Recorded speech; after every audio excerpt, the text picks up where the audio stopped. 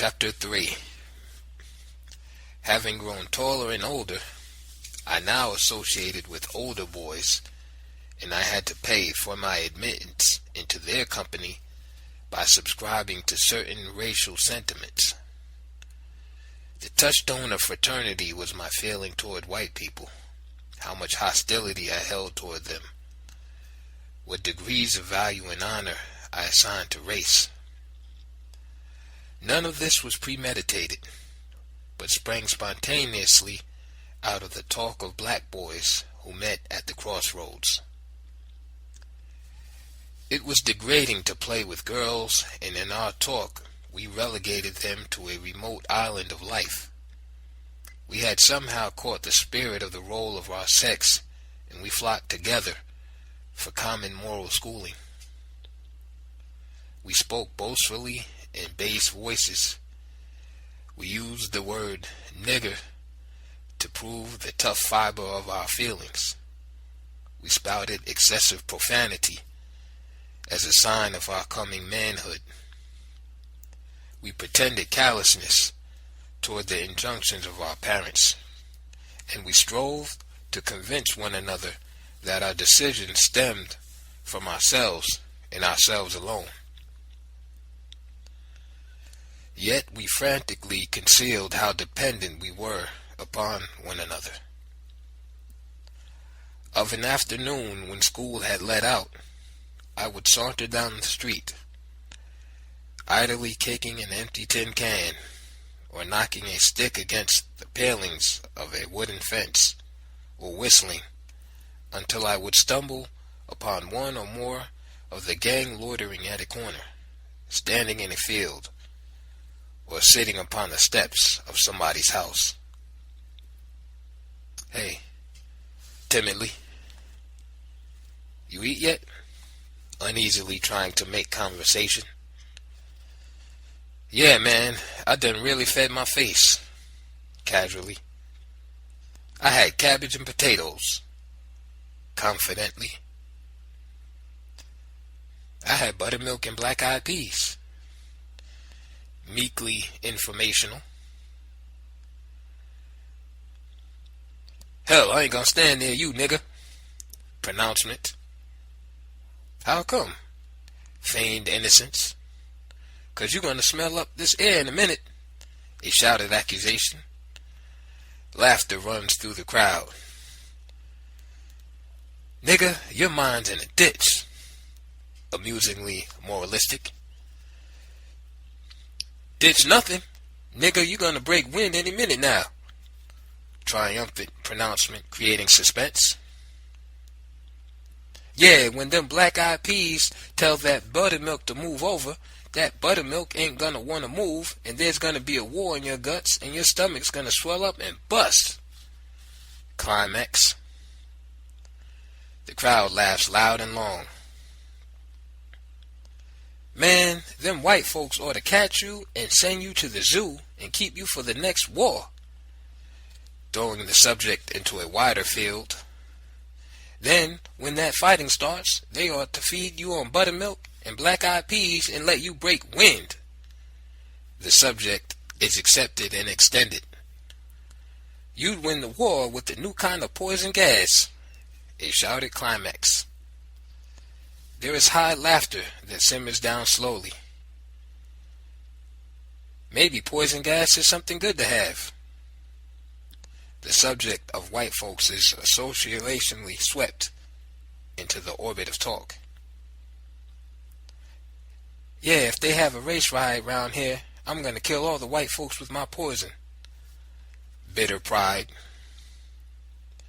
Gleeful laughter, then silence, each waiting for the other to contribute something.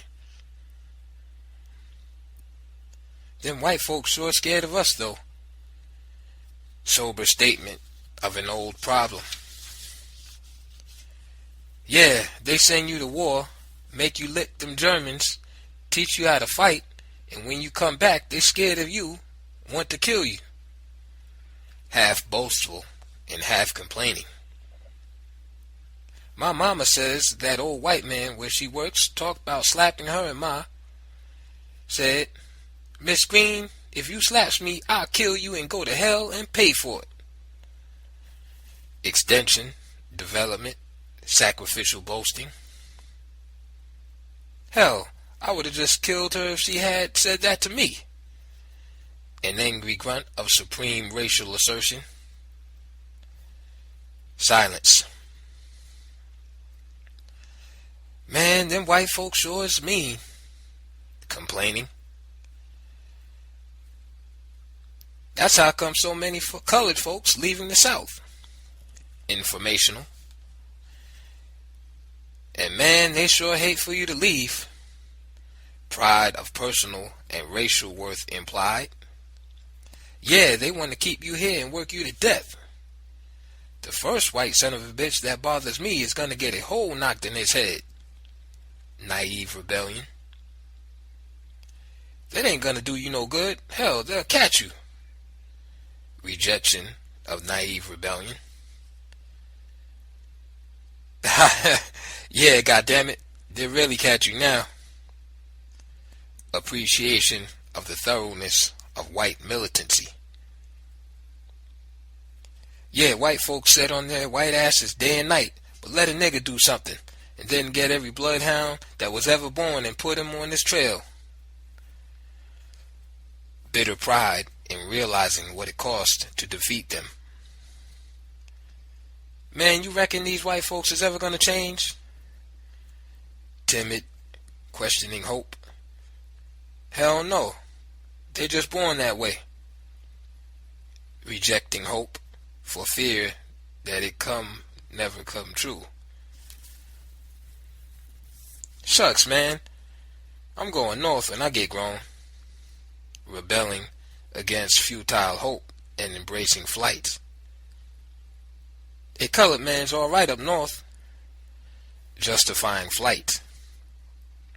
They say a white man hit a colored man up north, and that colored man hit that white man, knocked him cold, and nobody did a damn thing. Urgent wish to believe in flight. Man for man up there. Begging to believe in justice. Silence. Listen, you reckon them buildings up north is as tall as you say they is? Leaping by association to something concrete and trying to make belief real. They say they got a building in New York 40 stories high. A thing too incredible for belief. Man, I'd be scared of them buildings. Ready to abandon the now suppressed idea of flight. You know, they say that them buildings sway and rock in the wind. Stating a miracle. Nah, nigga. Utter astonishment and rejection. Yeah, they say they do. Insisting upon the miracle. You reckon that could be? Questioning hope.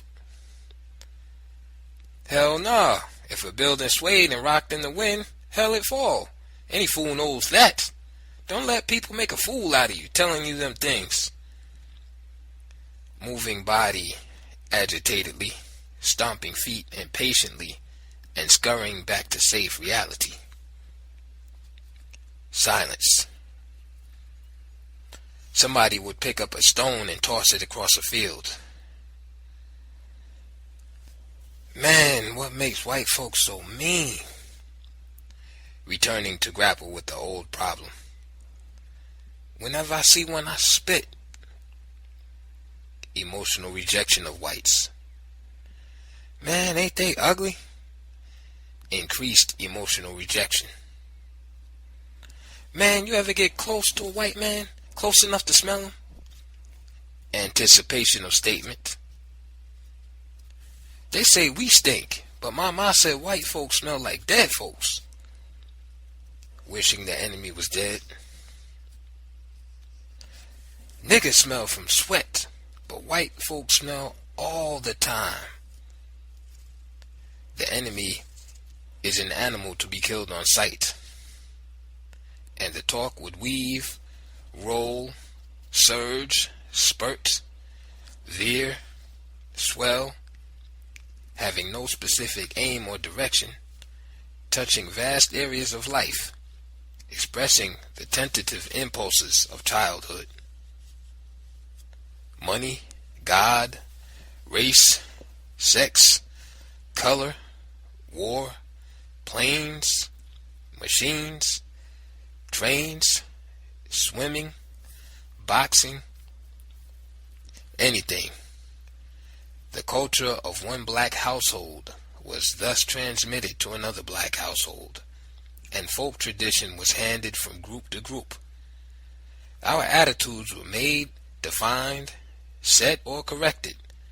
Our ideas were discovered, discarded, enlarged, torn apart, and accepted. Night would fall. Bats would zip through the air. Crickets would cry from the grass. Frogs would croak. The stars would come out. Dew would dampen the earth. Yellow squares of light would glow in the distance as kerosene lamps were lit in our homes. Finally, from across the fields or down the road, a long, slow yell would come. "You, Dave!" Easy laughter among the boys, but no reply. "Calling the hogs. Go home, pig." Laughter again. A boy would slowly detach himself from the gang. "You, Dave!" He would not answer his mother's call, for that would have been a sign of dependence. "I'll do you all like the farmer did the potato," the boy would say. "How's that? Plant you now and dig you later." The boy would trot home slowly, and there would be more easy laughter, more talk. One by one, we would be called home to fetch water from the hydrant in the backyard, to go to the store and buy greens and meal for tomorrow, to split wood for kindling. On Sundays, if our clothes were presentable, my mother would take me and my brother to Sunday school. We did not object, for church was not where we learned of God or His ways, but where we met our school friends and continued our long, rambling talks. Some of the Bible stories were interesting in themselves, but we always twisted them, secularized them to the level of our street life, rejecting all meanings that did not fit into our environment. We did the same to the beautiful hymns. When the preacher intoned, "Amazing grace, how sweet it sounds," we would wink at one another and hum under our breath, "The bulldog ran my grandma down." We were now large enough for the white boys to fear us, and both of us, the white boys and the black boys, began to play our traditional racial roles as though we had been born to them, as though it was in our blood, as though we were being guided by instinct. All the frightful descriptions we had heard about each other, all the violent expressions of hate and hostility that had seeped into us from our surroundings, came now to the surface to guide our actions. The roundhouse was the racial boundary of the neighborhood, and it had been tacitly agreed between the white boys and the black boys that the whites were to keep to the far side of the roundhouse, and we blacks were to keep to our side. Whenever we caught a white boy on our side, we stoned him. If we strayed to their side, they stoned us. Our battles were real and bloody. We threw rocks, cinders, coal, sticks, pieces of iron, and broken bottles. And while we threw them, we longed for even deadlier weapons. If we were hurt, we took it quietly.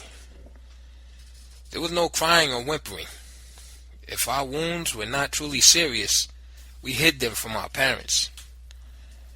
We did not want to be beaten for fighting.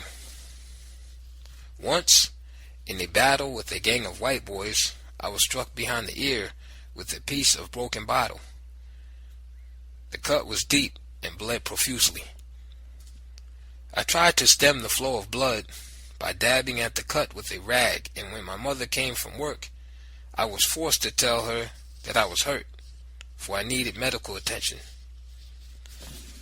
She rushed me to a doctor, who stitched my scalp. But when she took me home, she beat me, telling me that I must never fight white boys again, that I might be killed by them, that she had to work and had no time to worry about my fights. Her words did not sink in, for they conflicted with the code of the streets. I promised my mother that I would not fight, but I knew that if I kept my word, I would lose my standing in the gang, and the gang's life was my life. My mother became too ill to work, and I began to do chores in the neighborhood. My first job was carrying lunches to the men who worked in the roundhouse, for which I received 25 cents a week.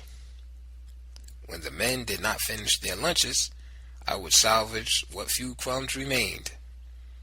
Later, I obtained a job in a small cafe, carting wood in my arms to keep the big stove going, and taking trays of food to passengers when trains stopped for a half an hour or so in a nearby station. I received $1 a week for this work, but I was too young and too small to perform the duties. One morning, while trying to take a heavily loaded tray up the steps of a train, I fell and dashed the tray of food to the ground. Inability to pay rent forced us to move into a house perched atop high logs in a section of the town where floodwaters came. My brother and I had great fun running up and down the tall, shaky steps. Again, paying rent became a problem, and we moved nearer the center of town, where I found a job in a pressing shop, delivering clothes to hotels, sweeping floors, and listening to Negro men boast of their sex lives. Yet again we moved, this time to the outskirts of town, near a wide stretch of railroad tracks to which, each morning before school, I would take a sack and gather coal to heat our frame house, dodging in and out between the huge, black puffing engines. My mother, her health failing rapidly, spoke constantly now of Granny's home, of how ardently she wanted to see us grow up before she died. Already there had crept into her speech a halting, lisping quality that, though I did not know it, was the shadow of her future. I was more conscious of my mother now than I had ever been, and I was already able to feel what being completely without her would mean. A slowly rising dread stole into me, and I would look at my mother for long moments, but when she would look at me, I would look away. Then real fear came as her illness recurred at shorter intervals. Time stood still. My brother and I waited, hungry and afraid. One morning a shouting voice awakened me. "Richard! Richard!"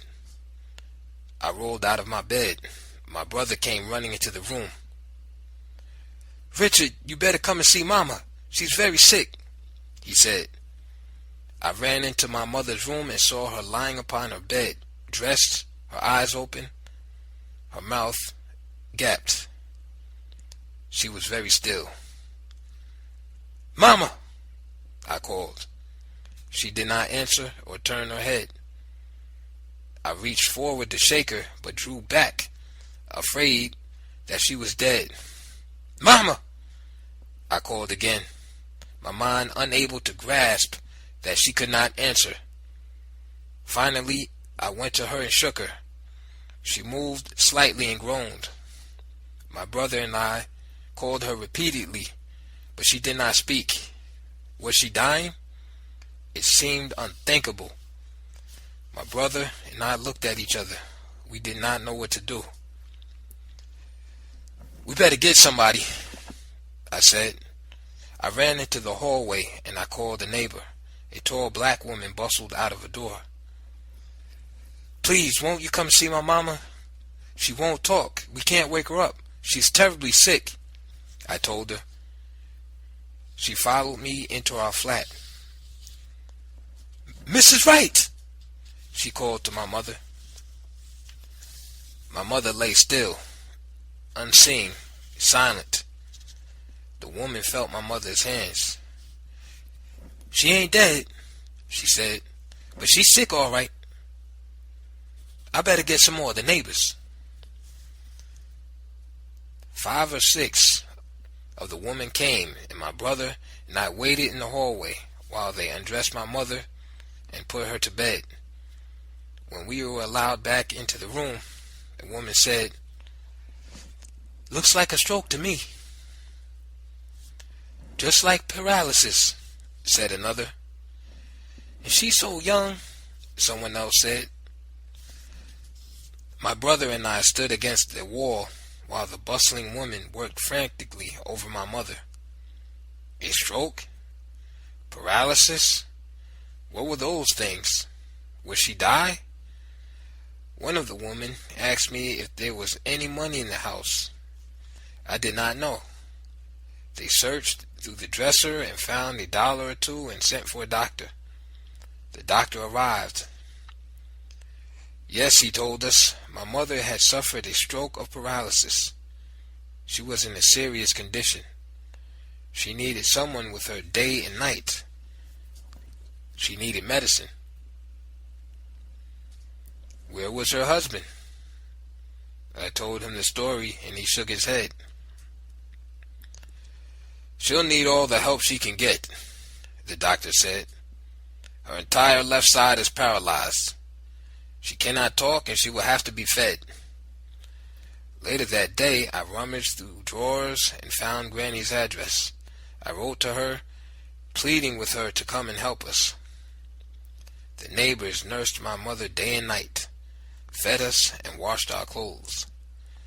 I went through the days with a stunned consciousness, unable to believe what had happened. Suppose Granny did not come. I tried not to think of it. She had to come. The utter loneliness was now terrifying. I had been suddenly thrown emotionally upon my own. Within an hour, the half-friendly world that I had known had turned cold and hostile. I was too frightened to weep. I was glad that my mother was not dead, but there was the fact that she would be sick for a long, long time, perhaps for the balance of her life. I became morose. Though I was a child, I could no longer feel as a child, could no longer react as a child. The desire for play was gone, and I brooded, wondering if Granny would come and help us. I tried not to think of a tomorrow that was neither real nor wanted, for all tomorrows held questions that I could not answer. When the neighbors offered me food, I refused, already ashamed that so often in my life I had to be fed by strangers. And after I had been prevailed upon to eat, I would eat as little as possible. Feeling that some of the shame of charity would be taken away, it pained me to think that other children were wondering if I were hungry, and whenever they asked me if I wanted food, I would say no, even though I was starving. I was tense during the days I waited for Granny, and when she came, I gave up, letting her handle things, answering questions automatically, obeying, knowing that somehow I had to face things alone. I withdrew into myself. I wrote letters that Granny dictated to her 8 children. There were 9 of them, including my mother, in all parts of the country, asking for money with which to take Ella and her 2 little children to our home. Money came, and again there were days of packing household effects. My mother was taken to the train in an ambulance and put on board upon a stretcher. We rode to Jackson in silence, and my mother was put a bed upstairs. Aunt Maggie came from Detroit to help nurse and clean. The big house was quiet. We spoke in lowered voices. We walked with a soft tread. The odor of medicine hung in the air. Doctors came and went. Night and day I could hear my mother groaning. We thought that she would die at any moment. Aunt Cleo came from Chicago. Uncle Clark came from Greenwood, Mississippi. Uncle Edward came from Carter's, Mississippi. Uncle Charles from Mobile, Alabama. Aunt Addie from a religious school in Huntsville, Alabama. Uncle Thomas from Hazelhurst, Mississippi. The house had an expectant air, and I caught whispered talk of what it is to become of her children. I felt dread, knowing that others, strangers, even though they were relatives, were debating my destiny. I had never seen my mother's brothers and sisters before, and their presence made live again in me my old shyness. One day Uncle Edward called me to him, and he felt my skinny arms and legs. "He needs more flesh on him," he commented impersonally, addressing himself to his brothers and sisters. I was horribly embarrassed, feeling that my life had somehow been full of nameless wrong and unatonable guilt. "Fool will make him pick up and wait," Granny said.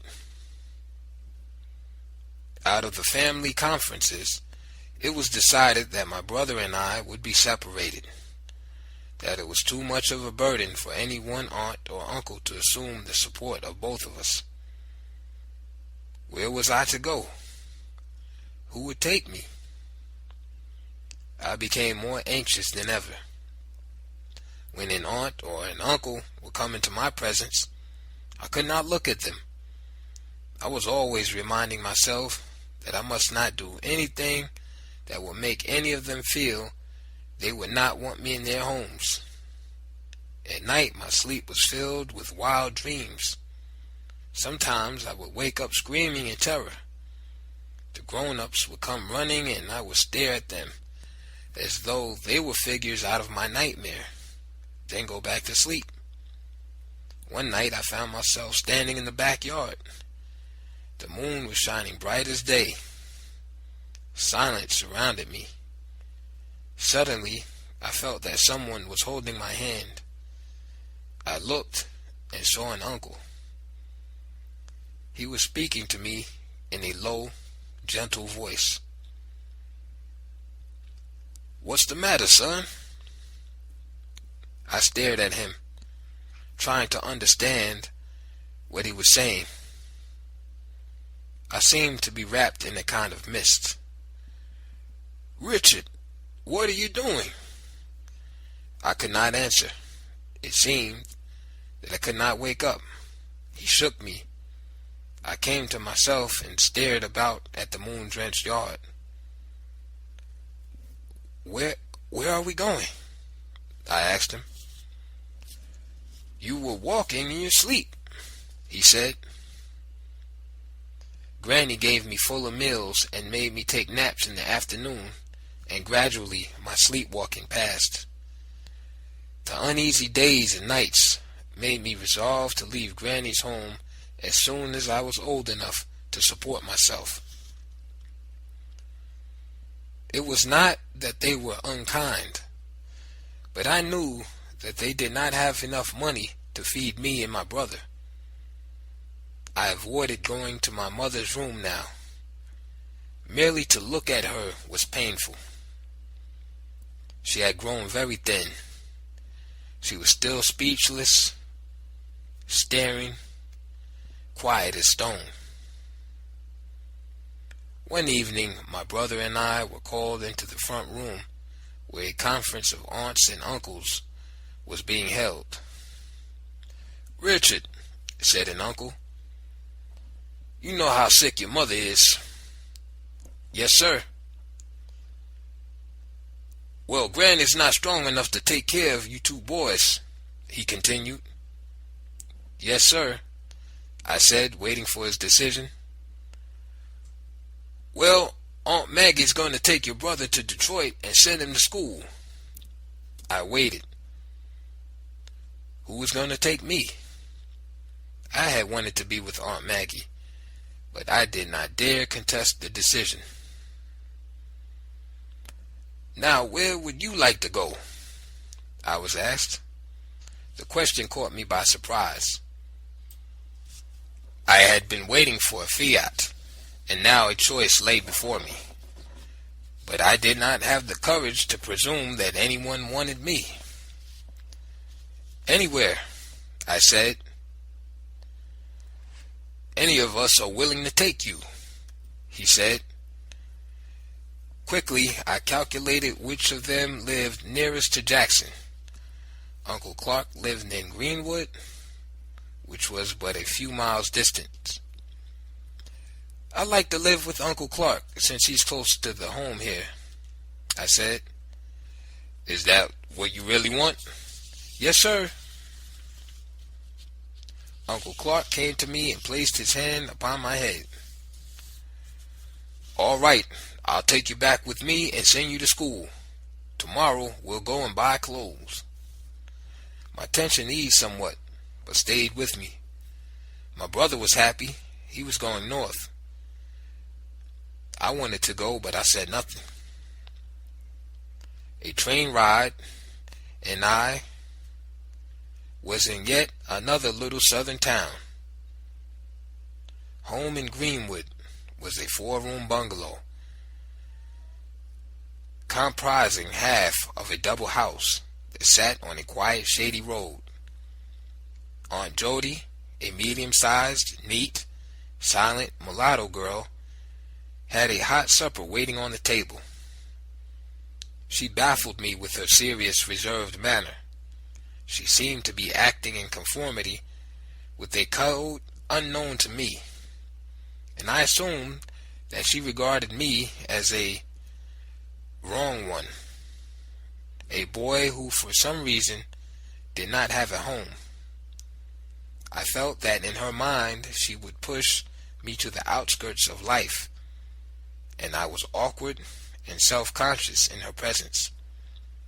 Both Uncle Clark and Aunt Jody talked to me as though I were a grown-up, and I wondered if I could do what was expected of me. I had always felt a certain warmth with my mother, even when we lived in squalor, but I felt none here. Perhaps I was too apprehensive to feel any. During supper, it was decided that I was to be placed in school the next day. Uncle Clark and Aunt Jody both had jobs, and I was told that at noon I would find lunch on the stove. "Now, Richard, this is your new home," Uncle Clark said. "Yes, sir." "After school, bring in wood and coal for the fireplaces." "Yes, sir." "Split kindling and lay a fire in the kitchen stove." "Yes, sir." "Bring in a bucket of water from the yard so that Jody can cook in the mornings." "Yes, sir." "After your chores are done, you may spend the afternoon studying." "Yes, sir." I had never been assigned definite tasks before, and I went to bed a little frightened. I lay sleepless, wondering if I should have come home. Feeling the dark night holding strange people, strange houses, strange streets. What would happen to me here? How would I get along? What kind of woman was Aunt Jody? How would I act around here? Would Uncle Clark let me make friends with other boys? I was awakened the next morning to see the sun shining in my room. I felt more at ease. "Richard!" My uncle was calling me. I washed, dressed, and went into the kitchen and sat wordlessly at the table. "Good morning, Richard," Aunt Jody said. "Oh, good morning," I mumbled, wishing that I had thought to say it first. "Don't people say good morning where you come from?" she asked. "Yes, ma'am." "I thought they did," she said pointedly. Aunt Jody and Uncle Clark began to question me about my life, and I grew so self-conscious that my hunger left me. After breakfast, Uncle Clark took me to school, introduced me to the principal. The first half of the school day passed without incident. I sat looking at the strange reading book, following the lessons. The subjects seemed simple, and I felt that I could keep up. My anxiety was still in me. I was wondering how I would get on with the boys. Each new school meant a new area of life to be conquered. Were the boys tough? How hard did they fight? I took it for granted that they fought. At noon recess, I went into the school grounds, and a group of boys sauntered up to me, looking at me from my head to my feet, whispering among themselves. I leaned against a wall, trying to conceal my uneasiness. "Where are you from?" a boy asked abruptly. "Jackson," I answered. "How come they make you people so ugly in Jackson?" he demanded. There was loud laughter. "You're not too good looking yourself," I countered instantly. "Oh? Aw. You hear what he told him?" "You think you're smart, don't you?" the boy asked, sneering. "Listen, I ain't picking a fight," I said. "But if you want to fight, I'll fight." Hard guy, ain't you? As hard as you know. "Do you know who you can tell that to?" he asked me. "And you know who you can tell it back to?" I asked. "Are you talking about my mama?" he asked, edging forward. "If you want it that way," I said. This was my test. If I failed now, I would have failed at school. For the first trial came not in books, but in how one's fellows took one, what value they placed upon one's willingness to fight. "Take back what you said," the boy challenged me. "Make me," I said. The crowd howled, sensing a fight. The boy hesitated, weighing his chances of beating me. "You ain't gonna take what that new boy said, is you?" Someone taunted the boy. The boy came close. I stood my ground. Our faces were 4 inches apart.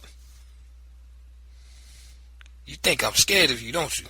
he asked. "I told you what I think," I said. Somebody, eager and afraid that we would not fight, pushed the boy, and he bumped into me. I shoved him away violently. "Don't push me," the boy said. "Keep off me," I said. He was pushed again, and I struck out with my right and caught him in the mouth. The crowd yelled, milled, surging so close that I could barely lift my arm to land a blow. When either of us tried to strike the other, we would be thrown off balance by the screaming boys. Every blow landed elicited shouts of delight. Knowing that If I did not win or make a good showing, I would have to fight a new boy each day. I fought tirelessly, trying to leave a scar, seeking to draw blood as proof that I was not a coward, that I could take care of myself. The bell rang and the crowd pulled us apart. The fight seemed to draw. "I ain't through with you," the boy shouted. "Go to hell," I answered. In the classroom, the boys asked me questions about myself. I was someone worth knowing. When the bell rang for school to be dismissed, I was set to fight again, but the boy was not in sight. On my way home, I found a cheap ring in the streets, and at once I knew what I was going to do with it. The ring had a red stone held by tiny prongs, which I loosened, took the stone out, leaving the sharp tiny prongs jutting up. I slid the ring onto my finger and shadowboxed. Now, by God, let a goddamn bully come, and I would show him how to fight. I would leave a crimson streak on his face with every blow. But I never had to use the ring. After I had exhibited my new weapon at school, a description of it spread among the boys. I challenged my enemy to another fight, but he would not respond. Fighting was not now necessary. I had been accepted. No sooner had I won my right to the school grounds than a new dread arose. One evening, before bedtime, I was sitting in the front room, reading, studying. Uncle Clark, who was a contracting carpenter, was at his drawing table, drafting models of houses. Aunt Jody was darning. Suddenly the doorbell rang, and Aunt Jody admitted the next-door neighbor, the owner of the house in which we lived and its former occupant. His name was Burden. He was a tall, brown, stooped man, and when I was introduced to him, I rose and shook his hand. "Well, son," Mr. Burden told me, "it's certainly a comfort to see another boy in this house." "Is there another boy here?" I asked eagerly. "My son was here," Mr. Burden said, shaking his head, "but he's gone now." "How old is he?" I asked. "He was about your age," Mr. Burden mumbled sadly. "Where'd he go?" I asked stupidly. "He's dead," Mr. Burden said. "Oh?" I said. I had not understood him. There was a long silence. Mr. Burden looked at me wistfully. "Do you sleep in there?" he asked, pointing to my room. "Yes, sir." "That's where my boy slept," he said. "In there?" I asked just to make sure. "Yes, right there." "On that bed?" I asked. "Yes, that was his bed. When I heard that you were coming, I gave your uncle that bed for you," he explained. I saw Uncle Clark shaking his head vigorously at Mr. Burden, but he was too late. At once my imagination began to weave ghosts. I did not actually believe in ghosts, but I had been taught that there was a God, and I had given a kind of uneasy assent to his existence. And if there was a God, then surely there must be ghosts. In a moment, I built up an intense loathing for sleeping in the room where the boy had died. Rationally, I knew that the dead boy could not bother me, but he had become alive for me in a way that I could not dismiss. After Mr. Burden had gone, I went timidly to Uncle Clark. I'm scared to sleep in there, I told him. Why, because a boy died in there? Yes, sir. But son, that's nothing to be afraid of. I know, but I'm scared. We all must die someday, so why be afraid? I had no answer for that. When you die, do you want people to be afraid of you? I could not answer that either. This is nonsense, Uncle Clark went on. But I'm scared, I told him. You'll get over it. Can't I sleep somewhere else? There's nowhere else for you to sleep. Can I sleep here, on the sofa? I asked. May I sleep here on the sofa? Aunt Jody corrected me in a mocking tone. May I sleep here on the sofa? I repeated after her. No, Aunt Jody said. I groped into the dark room and fumbled for the bed. I had the illusion that if I touched it, I would encounter the dead boy. I trembled. Finally, I jumped roughly into the bed and jerked the covers over my face. I did not sleep that night, and my eyes were red and puffy the next morning. Didn't you sleep well? Uncle Clark asked me. I can't sleep in that room, I said. You slept in it before? You heard of that boy who died in there, didn't you? Aunt Jody asked. Yes, ma'am. Then why can't you sleep in it now? I'm just scared. You stop being a baby, she told me. The next night was the same. Fear kept me from sleeping. After Uncle Clark and Aunt Jody had gone to bed, I rose and crept into the front room and slept in a tight ball on the sofa without any cover. I awakened the next morning to find Uncle Clark shaking me. Why are you doing this? He asked. I'm scared to sleep in there, I said. You go back into that room and sleep tonight, he told me. You've got to get over this thing. I spent another sleepless night in the dead boy's room. It was not my room any longer, and I was so frightened that I sweated. Each creak of the house made my heart stand still. In school the next day, I was dull. I came home and spent another long night of wakefulness, and the following day I went to sleep in the classroom. When questioned by the teacher, I could give no answer. Unable to free myself from my terror, I began to long for home. A week of sleeplessness brought me near the edge of nervous collapse. Sunday came, and I refused to go to church, and Uncle Clark and Aunt Jody were astonished. They did not understand that my refusal to go to church was my way of silently begging them to let me sleep somewhere else.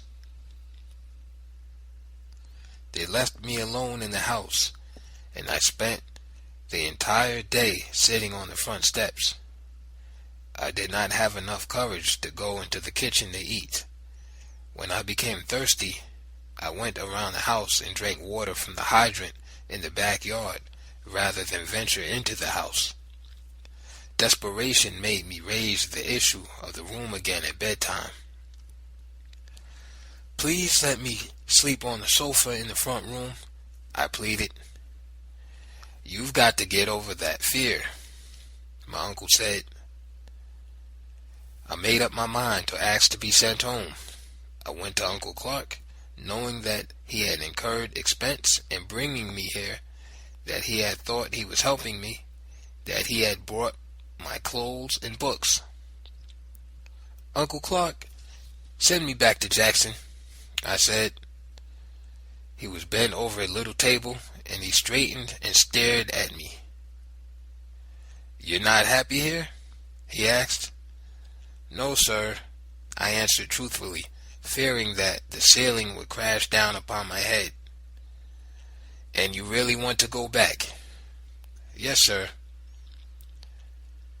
Things will not be as easy for you at home as here, he said. There's not much money for food and things. I want to be where my mother is, I said, trying to strengthen my plea. It's really about the room. Yes, sir.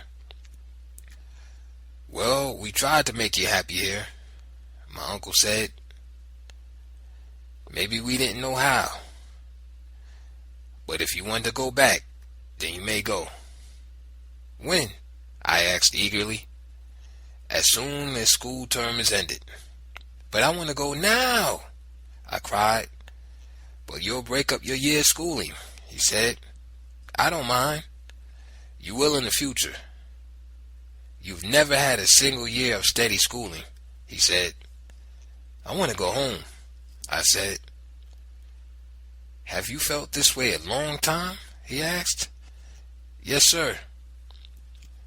I'll write Granny tonight, he said, his eyes lit with surprise. Daily I asked him if he had heard from Granny, only to learn that there had been no word. My sleeplessness made me feel that my days were a hot, wild dream, and my studies suffered at school. I had been making high marks, and now I made low ones and finally began to fail altogether. I was fretful, living from moment to moment. One evening, in doing my chores, I took the water pail to the hydrant in the backyard to fill it. I was half asleep, tired, tense, all but swaying on my feet. I balanced the handle of the pail on the jutting tip of the metal faucet and waited for it to fill. The pail slipped and water drenched my pants and shoes and stockings. That goddamn lousy bastard son of a bitching bucket, I spoke in a whisper of hate and despair. Richard! Aunt Jody's amazed voice sounded in the darkness behind me. I turned. Aunt Jody was standing on the back steps. She came into the yard. What did you say, boy? She asked. Nothing, I mumbled, looking contritely at the ground. Repeat what you said, she demanded. I did not answer. I stooped and picked up the pail. She snatched it from me. What did you say? She asked again. I still kept my head down, vaguely wondering if she were intimidating me or if she really wanted me to repeat my curses. I'm going to tell your uncle on you, she said at last. I hated her then. I thought that hanging my head and looking mutely at the ground was a kind of confession and a petition for forgiveness, but she had not accepted it as such. I don't care. She gave me the pail, which I filled with water and carried to the house. She followed me. Richard, you are a very bad boy, she said. I don't care, I repeated. I avoided her and went to the front porch and sat. I had had no intention of letting her hear me curse, but since she had heard me, and since there was no way to appease her, I decided to let things develop as they would. I would go home. But where was home? Yes, I would run away. Uncle Clark called me into the front room. Jody says that you've been using bad language, he said. Yes, sir. You admit it? Yes, sir. Why'd you do it? I don't know. I'm going to whip you. Pull off your shirt. Wordlessly, I bared my back, and he lashed me with his strap. I gritted my teeth and did not cry. Are you going to use that language again? He asked me. I want to go home, I said. Put on your shirt. I obeyed. I want to go home, I said again. But this is your home. I want to go to Jackson. You have no home in Jackson. I want to go to my mother. All right, he relented. I'll send you home Saturday. He looked at me with baffled eyes. Tell me, where did you learn those words Jody heard you say? I looked at him and did not answer. There flashed through my mind a quick, running picture of all the squalid hovels in which I had lived, and it made me feel more than ever a stranger as I stood before him. How could I have told him that I had learned to curse before I had learned to read? How could I have told him that I had been a drunkard at the age of 6? When he took me to the train that Saturday morning, I felt guilty and did not want to look at him. He gave me my ticket, and I climbed hastily aboard the train. I waved a stiff goodbye to him through the window as the train pulled out. When I could see his face no longer, I wilted, relaxing. Tears blurred my vision. I leaned back and closed my eyes and slept all the way. I was glad to see my mother.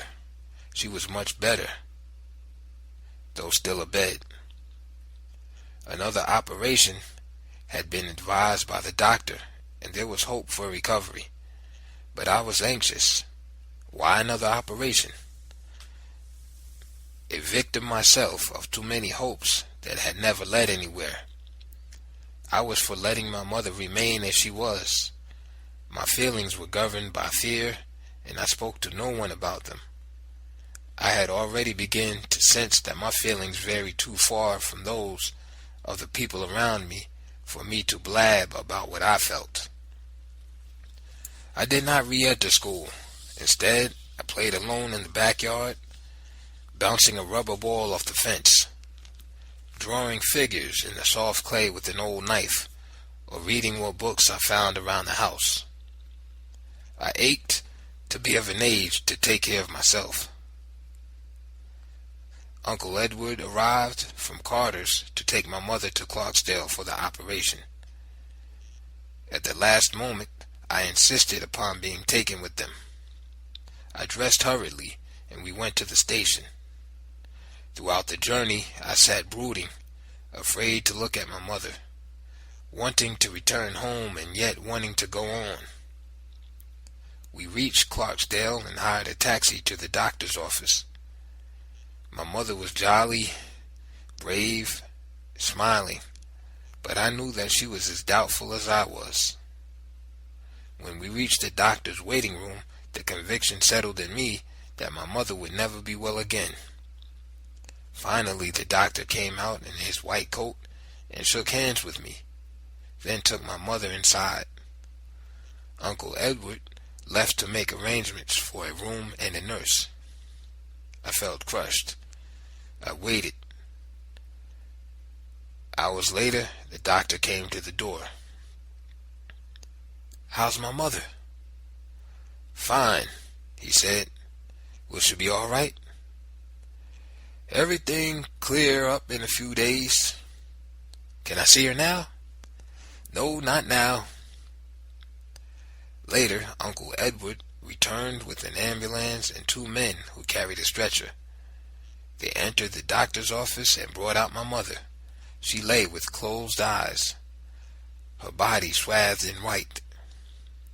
I wanted to run to the stretcher and touch her, but I could not move. "Why are they taking Mama that way?" I asked Uncle Edward. "There are no hospital facilities for colored, and this is the way we have to do it," he said. I watched the men take the stretcher down the steps. Then I stood on the sidewalk and watched them lift my mother into the ambulance and drive away. I knew that my mother had gone out of my life. I could feel it. Uncle Edward and I stayed at a boarding house. Each morning, he went to the rooming house to inquire about my mother, and each time he returned gloomy and silent. Finally, he told me that he was taking my mother back home. "What chance is Mama?" "Really?" I asked him. "She's very, very sick. he said. We left Clarksdale. My mother rode on a stretcher in the baggage car with Uncle Edward attending her. Back home she lay for days, groaning, her eyes vacant. Doctors visited her and left without making any comment. Granny grew frantic. Uncle Edward, who had gone home, returned, and still more doctors were called in. They told us that a blood clot had formed on my mother's brain and that another paralytic stroke had set in. Once, in the night, my mother called me to her bed and told me that she could not endure the pain, that she wanted to die. I held her hand and begged her to be quiet. That night, I ceased to react to my mother. My feelings were frozen. I merely waited upon her, knowing that she was suffering. She remained abed 10 years, gradually growing better, but never completely recovering, relapsing periodically into her paralytic state. The family had stripped itself of money to fight my mother's illness, and there was no more forthcoming. Her illness gradually became an accepted thing in the house, something that could not be stopped or helped. My mother's suffering grew into a symbol in my mind, gathering to itself all the poverty, the ignorance, the helplessness, the painful, baffling, hunger-ridden days and hours, the restless moving, the futile seeking, the uncertainty, the fear, the dread, the meaningless pain, and the endless suffering. Her life set the emotional tone of my life, colored the men and women I was to meet in the future, conditioned my relation to events that had not yet happened, determined my attitude to situations and circumstances I had yet to face. A somberness of spirit that I was never to lose settled over me during the slow years of my mother's unrelieved suffering. A somberness that was to make me stand apart and look upon excessive joy with suspicion. That was to make me self-conscious. That was to make me keep forever on the move, as though to escape a nameless fate seeking to overtake me. At the age of 12, before I had had 1 full year of formal schooling, I had a conception of life that no experience would ever erase.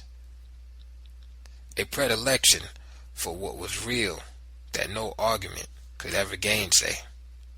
A sense of the world that was mine and mine alone.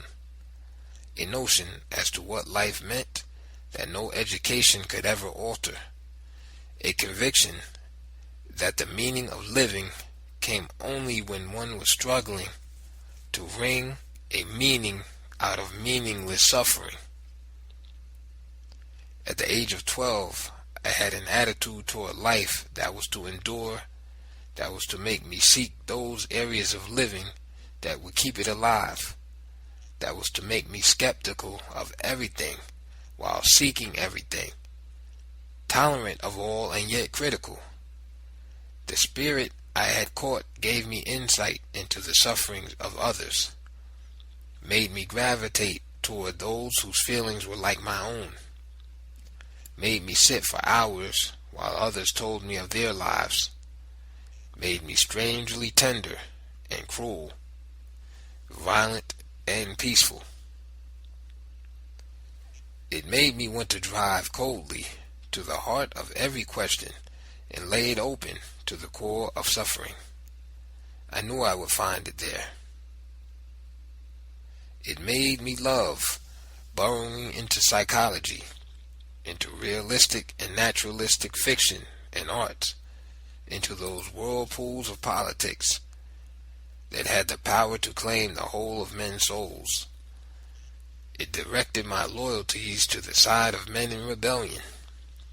It made me love talk that sought answers to questions that could help nobody, that could only keep alive in me that enthralling sense of wonder and awe in the face of the drama of human feeling, which is hidden by the external drama of life. End of chapter 3. Chapter 4. Granny was an ardent member of the Seventh-day Adventist Church, and I was compelled to make a pretense of worshiping her God, which was her exaction for my keep. The elders of her church expounded a gospel clogged with images of vast lakes of eternal fire, of seas vanishing, of valleys of dry bones, of the sun burning to ashes, of the moon turning to blood, of stars falling to the earth, of a wooden staff being transformed into a serpent, of voices speaking out of clouds, of men walking upon water, of God riding whirlwinds, of water changing into wine, of the dead rising and living, of the blind seeing, of the lame walking, a salvation that teemed with fantastic beasts having multiple heads and horns and eyes and feet, sermons of statues possessing heads of gold, shoulders of silver, legs of brass, and feet of clay, a cosmic tale that began before time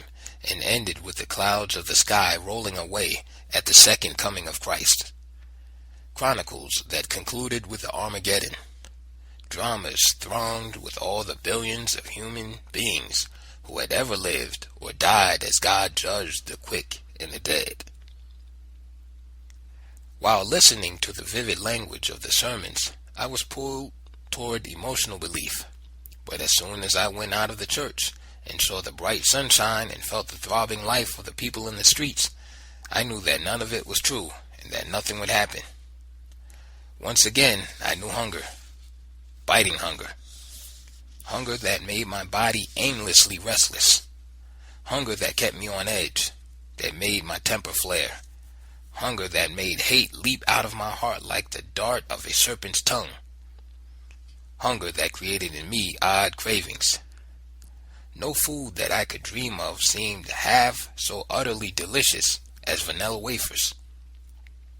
Every time I had a nickel, I would run to the corner grocery store and buy a box of vanilla wafers and walk back home, slowly, so that I could eat them all up without having to share them with anyone.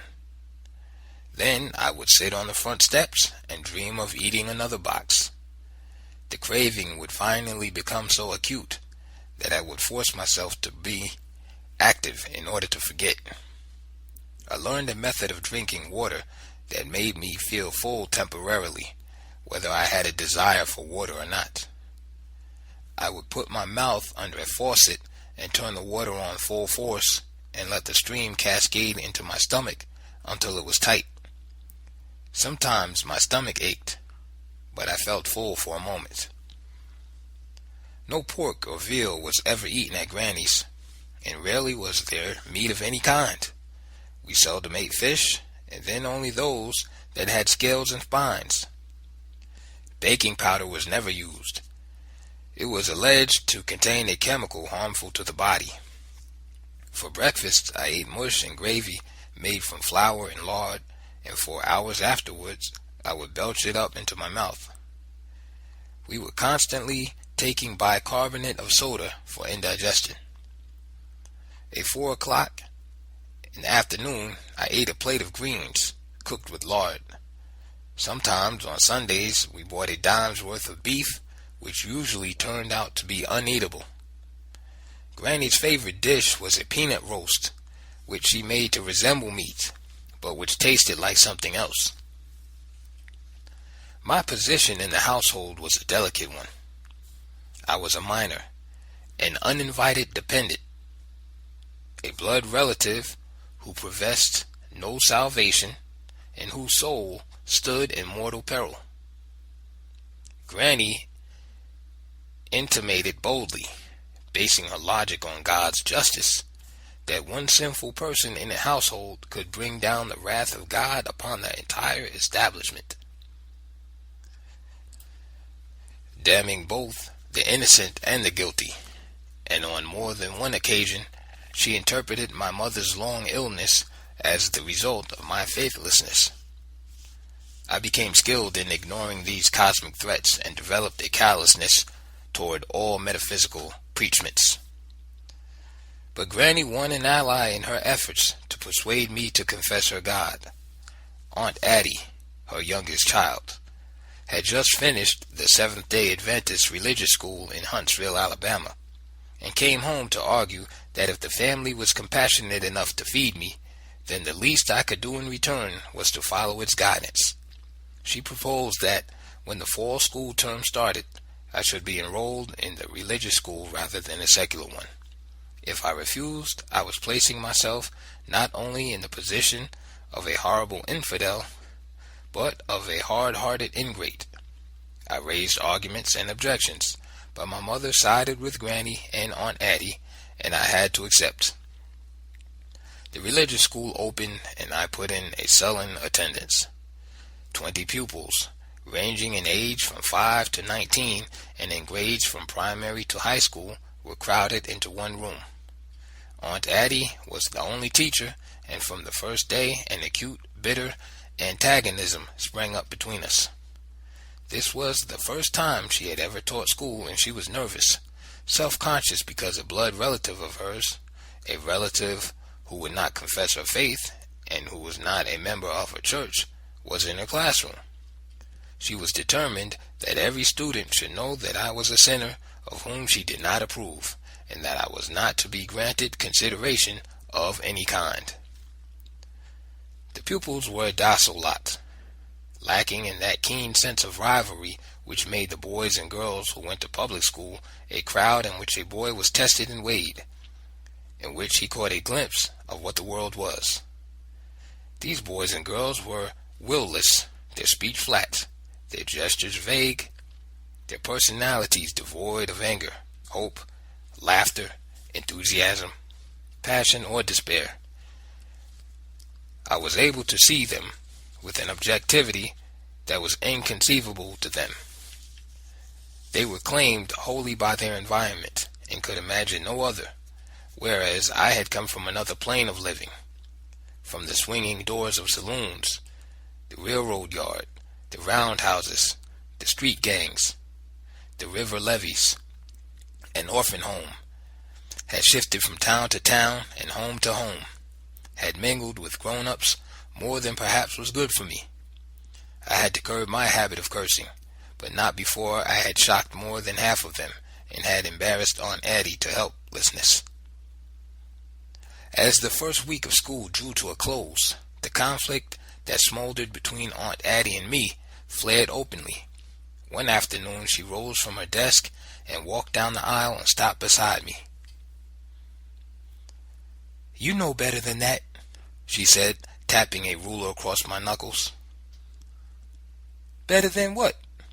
I asked, amazed, nursing my hand. "Just look at that floor," she said. I looked and saw that there were many tiny bits of walnut meat scattered about. Some of them had been smeared into grease pots on the clean, white pine boards. At once I knew that the boy in front of me had been eating them. My walnuts were in my pocket, uncracked. "I don't know anything about that," I said. "You know better than to eat in the classroom," she said. "I haven't been eating," I said. "Don't lie." "This is not only a school, but God's holy ground," she said with angry indignation. "Aunt Addie, my walnuts are here in my pocket." "I'm Miss Wilson," she shouted. I stared at her, speechless, at last comprehending what was really bothering her. She had warned me to call her Miss Wilson in the classroom, and for the most part I had done so. She was afraid that if I called her Aunt Addie, I would undermine the morale of the students. Each pupil knew that she was my aunt, and many of them had known her longer than I had. "I'm sorry," I said, and turned from her and opened the book. "Richard, get up!" I did not move. The room was tense. My fingers gripped the book, and I knew that every pupil in the room was watching. I had not eaten the nuts. I was sorry that I had called her Aunt Addie, but I did not want to be singled out for gratuitous punishment. And two, I was expecting the boy who sat in front of me to devise some lie to save me, since it was really he who was guilty. "I asked you to get up," she shouted. I still sat, not taking my eyes off my book. Suddenly, she caught me by the back of my collar and yanked me from the seat. I stumbled across the room. "I spoke to you!" she shouted hysterically. I straightened and looked at her. There was hate in my eyes. "Don't you look at me that way, boy." "I didn't put those walnuts on the floor." "Then who did?" My street gang code was making it hard for me. I had never informed upon a boy in the public school, and I was waiting for the boy in front of me to come to my aid. Lying, making up excuses, anything. In the past, I had taken punishment that was not mine to protect the solidarity of the gang, and I had seen other boys do the same. But the religious boy, God helping him, did not speak. "I don't know who did it," I said finally. "Go to the front of the room," Aunt Addie said. I walked slowly to her desk, expecting to be lectured, but my heart quickened when I saw her go to the corner and select a long, green limber switch and come toward me. I lost control of my temper. "I haven't done anything!" I yelled. She struck me and I dodged. "Stand still, boy!" She blazed, her face livid with fury, her body trembling. I stood still, feeling more defeated by the righteous boy behind me than by Aunt Addie. "Hold out your hand!" I held out my hand, vowing that never again would this happen to me, no matter what the price. She stung my palm until it was red, then lashed me across my bare legs until welts rose. I clamped my teeth to keep from uttering a single whimper. When she finished, I continued to hold out my hand, indicating to her that her blows could never really reach me, my eyes fixed and unblinking upon her face.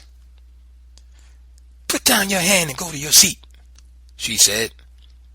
I dropped my hand and turned on my heels, my palm and legs on fire, my body taut. I walked in a fog of anger toward my desk.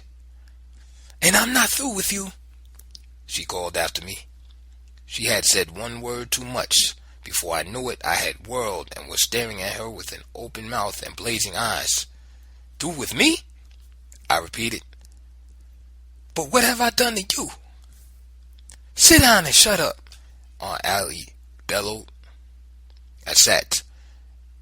I was sure of one thing. I would not be beaten by her again.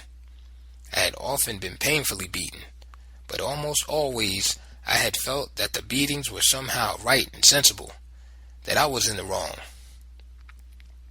Now, for the first time, I felt the equal of an adult. I knew that I had been beaten for a reason that was not right. I sensed some emotional problem in Aunt Addie, other than her concern about my eating in school. Did my presence make her feel so insecure that she felt she had to punish me in front of the pupils to impress them? All afternoon I brooded, wondering how I could quit the school. The moment Aunt Addie came into the house, I reached home before she did. She called me into the kitchen. When I entered, I saw that she was holding another switch. My muscles tightened. "You're not going to beat me again," I told her. "I'm going to teach you some manners," she said. I stood fighting as I had never fought in my life, fighting with myself. Perhaps my uneasy childhood, perhaps my shifting from town to town, perhaps the violence I had already seen and felt took hold of me, and I was trying to stifle the impulse to go to the drawer of the kitchen table and get a knife and defend myself. But this woman who stood before me was my aunt, my mother's sister, Granny's daughter. In her veins my own blood flowed. In many of her actions, I could see some elusive part of my own self, and in her speech, I could catch echoes of my own speech. I did not want to be violent with her, and yet I did not want to be beaten for a wrong I had not committed. "You're just mad at me for something?" I said. "Don't tell me I'm mad. You're too mad to believe anything I say. Don't speak to me like that." "Then how can I talk to you? You beat me for throwing walnuts on the floor, but I didn't do it." "Then who did?" Since I was alone now with her and desperate, I cast my loyalties aside and told her the name of the guilty boy, feeling that he merited no consideration. "Why didn't you tell me before?" she asked. "I don't want to tell tales on other people." "So you lied, huh?" I could not talk. I could not explain how much I valued my code of solidarity. "Hold out your hand. You're not going to beat me. I didn't do it." "I'm going to beat you for lying." Don't hit me. If you hit me, I'll fight you." For a moment she hesitated.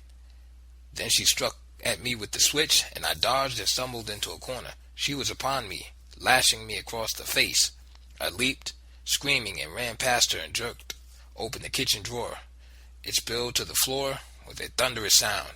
I grabbed up a knife and held it ready for her. "Now I told you to stop!" I screamed. "You put down that knife! Leave me alone or I'll cut you!" She stood debating. Then she made up her mind and came at me. I lunged at her with the knife, and she grasped my hand and tried to twist the knife loose. I threw my right leg about her legs and gave her a shove. Tripping her, we crashed to the floor. She was stronger than I, and I felt my strength ebbing. She was still fighting for my knife, and I saw a look on her face that made me feel she was going to use it on me if she got possession of it. I bit her hand, and we rolled, kicking, scratching, hitting, fighting as though we were strangers, deadly enemies fighting for our lives. "Leave me alone!" I screamed at the top of my voice. "Give me that knife, you boy! I'll kill you if you don't leave me alone." Granny came running. She stood thunderstruck. "Addie, what are you doing? He's got a knife! Make him put it down!" "Richard, put down that knife!" Granny shouted. My mother came limping to the door. "Richard, stop it!" she shouted. "I won't. I'm not going to let her beat me." "Addie, leave the boy alone," my mother said. Aunt Addie rose slowly, her eyes on the knife. Then she turned and walked out of the kitchen, kicking the door wide open before her as she went. "Richard, give me that knife," my mother said. "But Mama, she'll beat me for nothing." "I'm not going to let her beat me. I don't care what happens." "Richard, you are bad, Granny said, weeping. I tried to explain what had happened, but neither of them would listen. Granny came toward me to take the knife, but I dodged her and ran into the backyard. I sat alone on the back steps, trembling, emotionally spent, crying to myself. Grandpa came down. Aunt Addie had told him what had happened. "Give me that knife, mister," he said. "I've already put it back," I lied, hugging my arm to my side to conceal the knife. "What's come over you?" he asked. "I don't want her to beat me," I said. "You're a child, a boy," he thundered. "But I don't want to be beaten." "What did you do?" "Nothing." "You can lie as fast as a dog can trot," Grandpa said. "And if it wasn't for my rheumatism, I'd take down your pants and tan your backside good and proper. The very idea of a little snot like you threatening somebody with a knife. I'm not going to let her beat me, I said again. You're bad, he said. You better watch your step, young man, or you'll end up in the gallows. I had long ceased to fear Grandpa. He was a sick old man, and he knew nothing of what was happening in the house. Now and then the women folk called on him to throw fear into someone, but I knew that he was feeble and was not frightened of them. Wrapped in the misty memories of his young manhood, he sat his days out in his room where his Civil War rifle stood loaded in a corner, where his blue uniform of the Union Army lay neatly folded. Aunt Addie took her defeat hard, holding me in a cold, silent disdain. I was conscious that she had descended to my own emotional level in her effort to rule me, and my respect for her sank. Until she married, years later, we rarely spoke to each other, though we ate at the same table and slept under the same roof. Though I was but a skinny, half-frightened boy, and she was the secretary of the church and the church's day school teacher, God blessed our home with the love that binds. I continued at the church school, despite Aunt Addie's never calling upon me to recite or go to the blackboard. Consequently, I stopped studying. I spent my time playing with the boys and found that the only games they knew were brutal ones. Baseball, marbles, boxing, running were tabooed recreations, the devil's work. Instead, they played a wildcat game called Popping the Whip, a seemingly innocent diversion whose excitement came only in spurts, but spurts that could hurl one to the edge of death itself.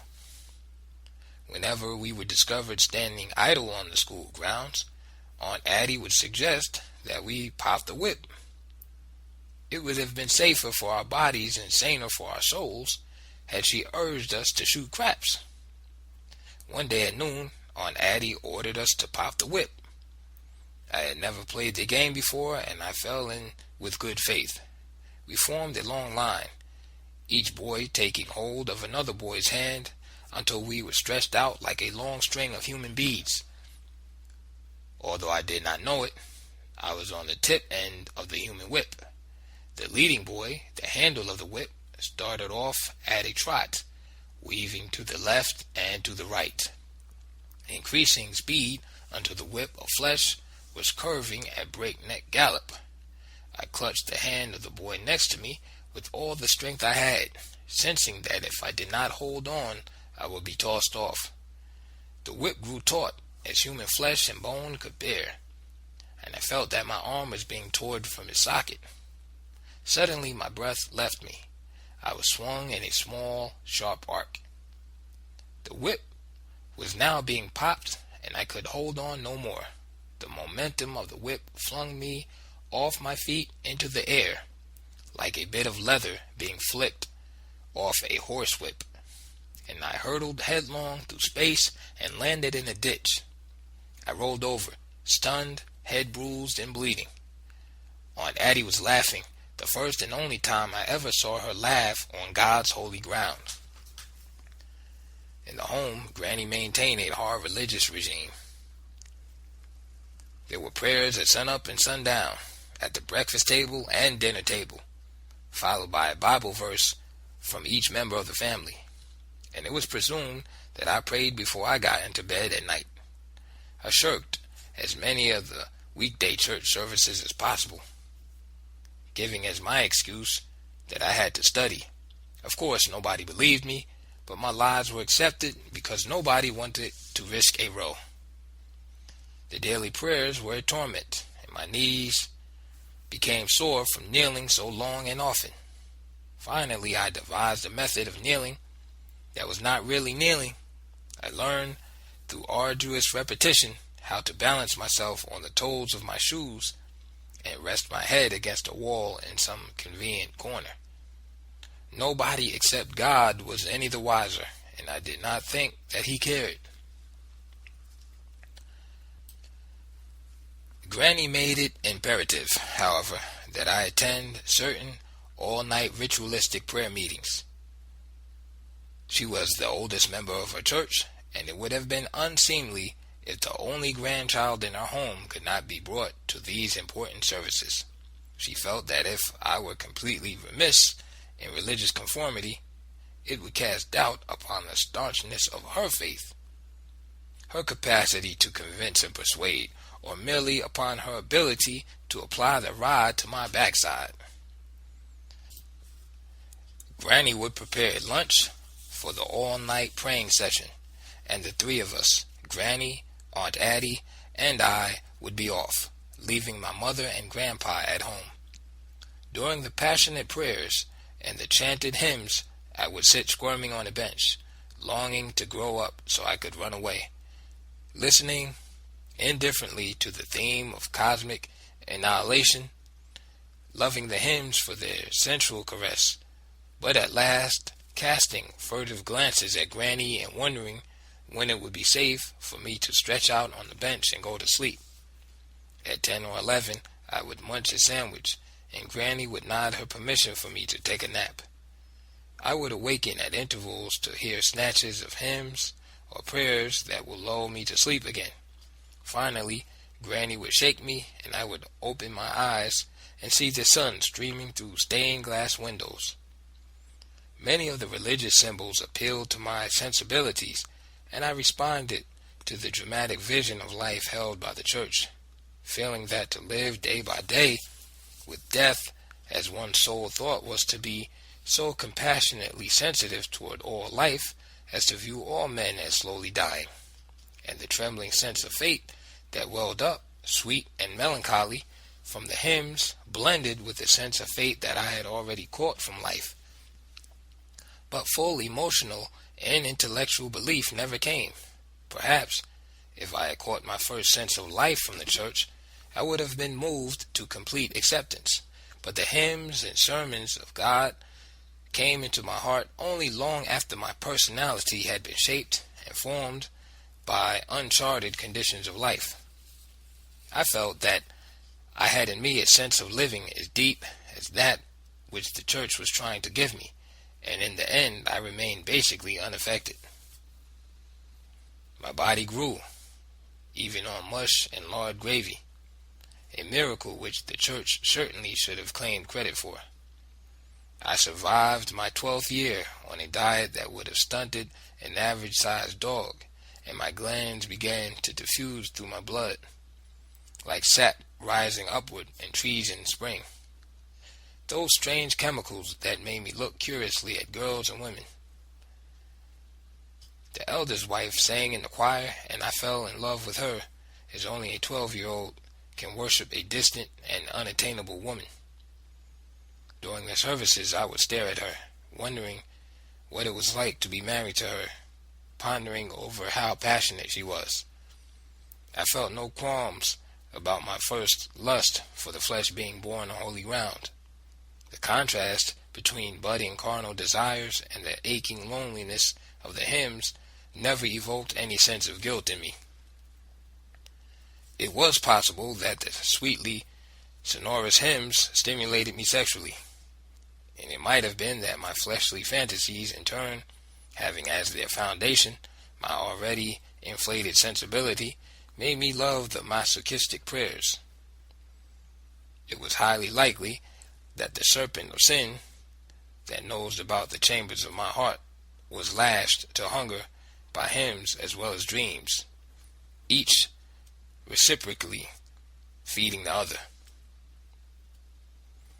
The church's spiritual life must have been polluted by my base yearnings, by the leaping hunger of my blood for the flesh, because I would gaze at the elder's wife for hours, attempting to draw her eyes unto mine, trying to hypnotize her, seeking to communicate with her with my thoughts. If my desires had been converted into a concrete religious symbol, the symbol would have looked something like this: a black imp with 2 horns, a long curving forked tail, cloven hoofs, a scaly naked body, wet sticky fingers, moist sensual lips, and lascivious eyes feasting upon the face of the elder's wife. A religious revival was announced, and Granny felt that it was her last chance to bring me to God before I entered the precincts of sin at the public school. For I had already given loud and final notice that I would no longer attend the church school. There was a discernible lessening in Aunt Addie's hostility. Perhaps she had come to the conclusion that my lost soul was more valuable than petty pride. Even my mother's attitude was, "Richard, you ought to know God through some church." The entire family became kind and forgiving. But I knew the motives that prompted their change, and it drove me an even greater emotional distance from them. Some of my classmates, who had, on the advice of their parents, avoided me, now came to visit, and I could tell in a split second that they had been instructed in what to say. One boy who lived across the street called on me one afternoon, and his self-consciousness betrayed him. He spoke so naively and clumsily that I could see the bare bones of his holy plot and hear the creaking of the machinery of Granny's maneuvering. "Richard, do you know we are all worried about you?" he asked. "Worried about me? Who's worried about me?" I asked in feigned surprise. "All of us," he said, his eyes avoiding mine. "Why?" I asked. "You're not saved," he said sadly. "I'm all right," I said. "Don't laugh, Richard. It's serious," he said. "But I tell you that I'm all right." "Say, Richard, I'd like to be a good friend of yours." "I thought we were friends already," I said. "I mean true brothers in Christ," he said. "We know each other," I said in a soft voice tinged with irony. "But not in Christ," he said. "Friendship is friendship with me. But don't you want to save your soul?" "I simply can't feel religion," I told him in lieu of telling him that I did not think I had the kind of soul he thought I had. "Have you really tried to feel God?" he asked. "No, but I know I can't feel anything like that." "You simply can't let the question rest there, Richard." "Why should I let it rest?" "Don't mock God," he said. "I'll never feel God, I tell you. It's no use." "Would you let the fate of your soul hang upon pride and vanity?" "I don't think I have any pride in matters like this." "Richard, think of Christ dying for you, shedding his blood, his precious blood on the cross." "Other people have shed blood," I ventured. "But it's not the same. You don't understand." "I don't think I ever will." "Oh, Richard, brother, you are lost in the darkness of the world. You must let the church help you. I tell you I'm all right. Come into the house and let me pray for you." "I don't want to hurt your feelings." "You can't. I'm talking for God." "I don't want to hurt God's feelings either," I said, the words slipping irreverently from my lips before I was aware of their full meaning. He was shocked. He wiped tears from his eyes. I was sorry. "Don't say that. God may never forgive you," he whispered. It would have been impossible for me to have told him now how I felt about religion. I had not settled in my mind whether I believed in God or not. His existence or non-existence never worried me. I reasoned that if there did exist an all-wise, all-powerful God who knew the beginning and the end, who meted out justice to all, he controlled the destiny of man, this God would surely know that I doubted his existence, and he would laugh at my foolish denial of him. And if there was no God at all, then why all the commotion? I could not imagine God pausing in his guidance of unimaginably vast worlds to bother with me. Embedded in me was a notion of the suffering in life, but none of it seemed like the consequences of original sin to me. I simply could not feel weak and lost in a cosmic manner. Before I had been made to go to church, I had given God's existence a sort of tacit assent. But after having seen his creatures serve him at first hand, I had had my doubts. My faith, such as it was welded to the common realities of life, anchored in the sensations of my body and in what my mind could grasp, and nothing could ever shake this faith, and surely not my fear of an invisible power. I'm not afraid of things like that, I told the boy. Aren't you afraid of God? He asked. No, why should I be? I've done nothing to him. He's a jealous God, he warned me. I hope that he's a kind God, I told him. If you are kind to him, he is a kind God, the boy said. But God will not look at you if you don't look at him. During our talk, I made a hypothetical statement that summed up my attitude toward God and the suffering in the world. A statement that stemmed from my knowledge of life as I had seen, lived, felt, and suffered in terms of dread, fear, hunger, terror, and loneliness. If laying down my life could stop the suffering in the world, I'd do it. But I don't believe anything can stop it, I told him. He heard me, but he did not speak.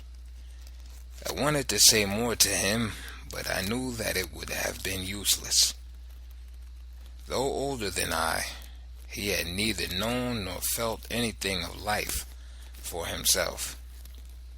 He had been carefully reared by his mother and father, and he had always been told what to feel. Don't be angry, I told him. Frightened and baffled, he left me. I felt sorry for him. Immediately following the boy's visit, Granny began her phase of the campaign. The boy had no doubt conveyed to her my words of blasphemy, for she talked with me for hours, warning me that I would burn forever in the lake of fire. As the day of the revival grew near, the pressure upon me intensified. I would go into the dining room upon some petty errand and find Granny kneeling, her head resting on a chair, uttering my name in a tensely whispered prayer. God was suddenly everywhere in the home, even in Aunt Addie's scowling and brooding face. It began to weigh upon me. I longed for the time when I could leave. They begged me so continuously to come to God that it was impossible for me to ignore them without wounding them. Desperately, I tried to think of some way to say no without making them hate me. I was determined to leave home before I would surrender. Then I blundered and wounded Granny's soul. It was not my intention to hurt or humiliate her. The irony of it was that the plan I conceived had its purpose: the saving of Granny's frustrated feelings toward me. Instead, it brought her the greatest shame and humiliation of her entire religious life. One evening, during a sermon, I heard the elder.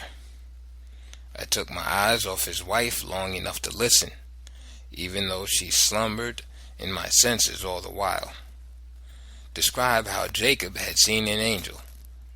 Immediately, I felt that I had found a way to tell Granny that I needed proof before I could believe, that I could not commit myself to something I could not feel or see.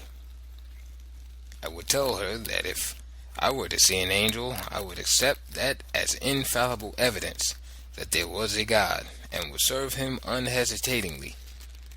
She would surely understand an attitude of that sort. What gave me courage to voice this argument was the conviction that I would never see an angel. If I had ever seen one, I had enough common sense to have gone to a doctor at once. With my bright idea bubbling in my mind, wishing to allay Granny's fears for my soul, wanting to make her know that my heart was not all black and wrong, that I was actually giving serious thought to her passionate pleadings, I leaned to her and whispered, "You see, Granny, if I ever saw an angel like Jacob did, then I'd believe." Granny stiffened and stared at me in amazement. Then a glad smile lit up her old wrinkled white face, and she nodded and gently patted my hand. That ought to hold her for a while, I thought. During the sermon, Granny looked at me several times and smiled. Yes, she knows that I'm not dismissing her pleas from my mind. Feeling that my plan was working, I resumed my worship of the elder's wife with a cleansed conscience, wondering what it would be like to kiss her, longing to feel some of the sensuous emotions of which my reading had made me conscious. The service ended and Granny rushed to the front of the church and began talking excitedly to the elder. I saw the elder looking at me in surprise. "Oh, goddamn," she's telling him, I thought with anger. But I had not guessed 1,000th of it. The elder hurried toward me. Automatically I rose. He extended his hand and shook it. "Your grandmother told me," he said in awed tones. I was speechless with anger. "I didn't want her to tell you that," I said. "She says that you have seen an angel." The words literally poured out his mouth. I was so overwhelmed that I gritted my teeth. Finally, I could speak, and I grabbed his arm. No, sir. No, sir," I stammered. I didn't say that. She misunderstood me. The last thing on earth I wanted was a mess like this." The elder blinked his eyes in bewilderment.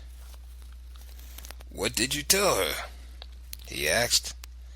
"I told her that if I ever saw an angel, then I would believe," I said, feeling foolish, ashamed, hating and pitying my believing Granny. The elder's face became bleak and stricken. He was stunned with disappointment. You didn't see an angel?" he asked. "No, sir," I said emphatically, shaking my head vigorously so that there could be no possible further misunderstanding. "I see," he breathed in a sigh. His eyes looked longingly into a corner of the church. "With God, you know, anything is possible," he hinted hopefully.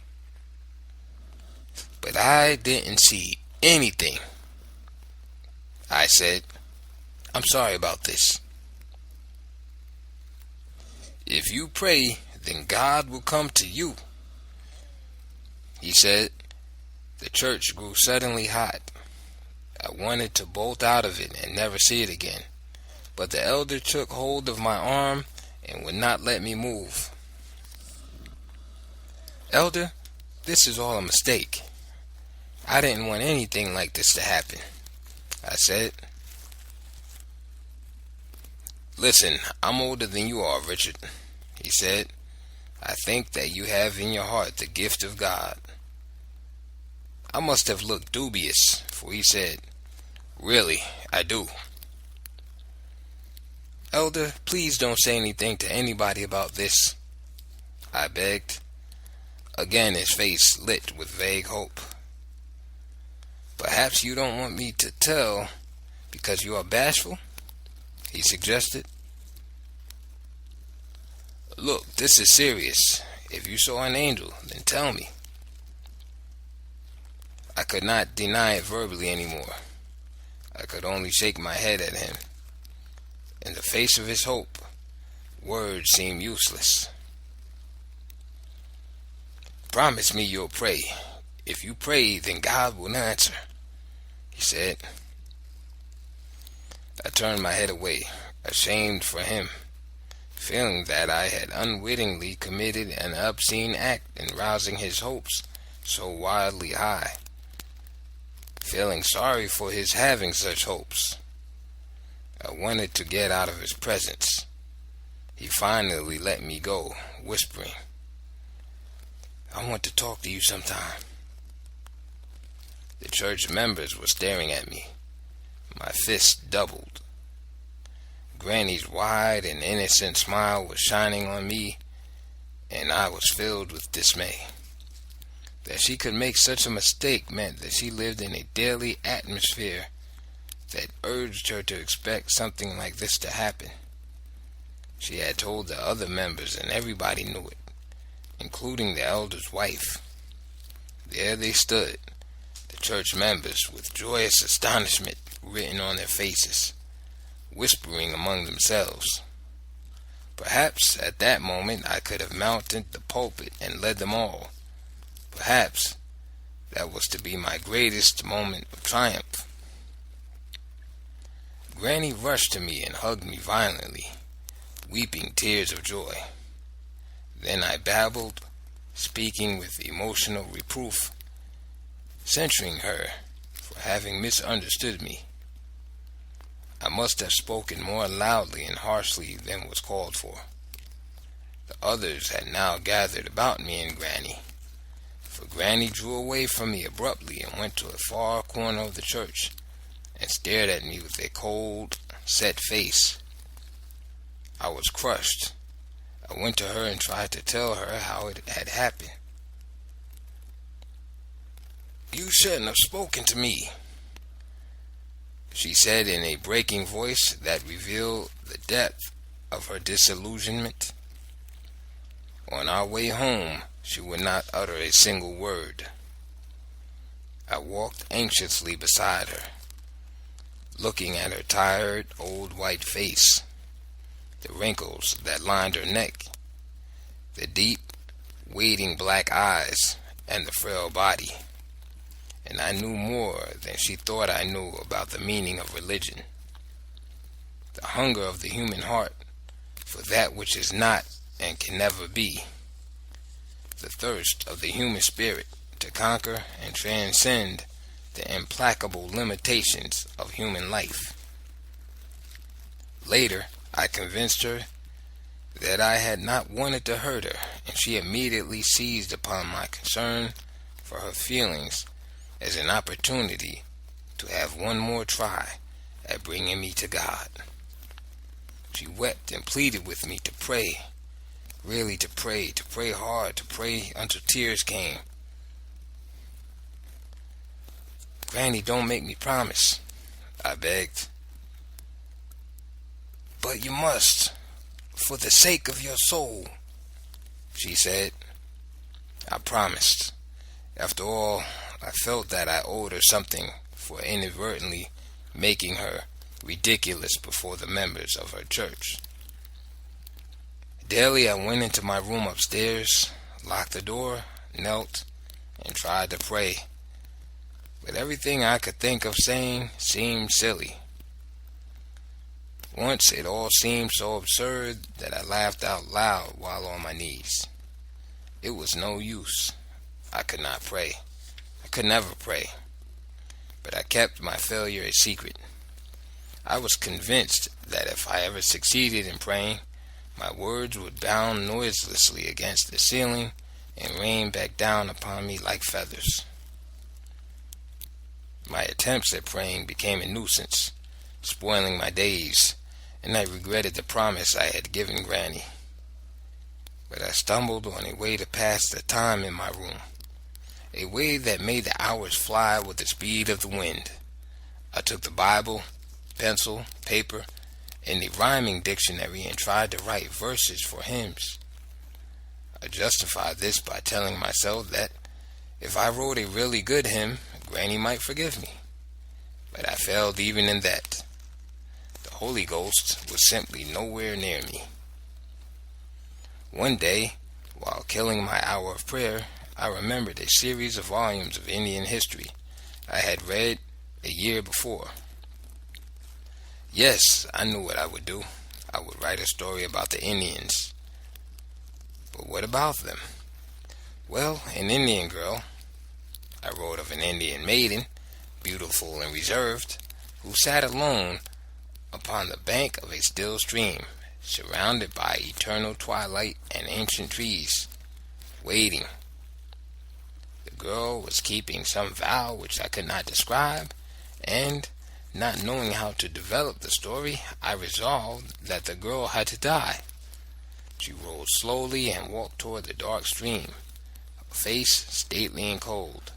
She entered the water and walked on until the water reached her shoulders, her chin, then it covered her. Not a murmur or a gasp came from her, even in dying. And at last the darkness of the night descended and softly kissed the surface of the watery grave, and the only sound was the lonely rustle of the ancient trees. I wrote as I penned the final line. I was excited. I read it over and saw that there was a yawning void in it. There was no plot, no action, nothing save atmosphere and longing and death. But I had never in my life done anything like it. I had made something, no matter how bad it was, and it was mine. Now, to whom could I show it? Not my relatives. They would think I had gone crazy. I decided to read it to a young woman who lived next door. I interrupted her as she was washing dishes, and, swearing her to secrecy, I read the composition aloud. When I finished, she smiled at me oddly, her eyes baffled and astonished. "What's that for?" she asked. "Nothing," I said. "But why did you write it?" "I just wanted to." "Where did you get the idea?" I wagged my head, pulled down the corners of my mouth, stuffed my manuscript into my pocket, and looked at her in a cocky manner that said, "Oh, it's nothing at all. I write stuff like this all the time.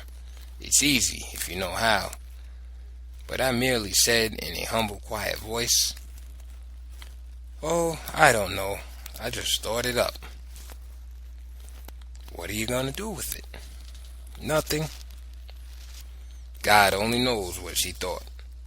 My environment contained nothing more alien than writing or the desire to express oneself in writing.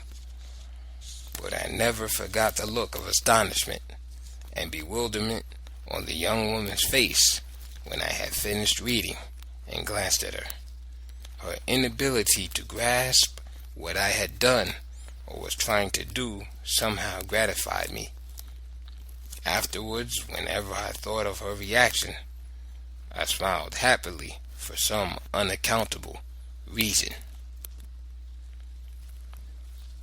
End of chapter 4.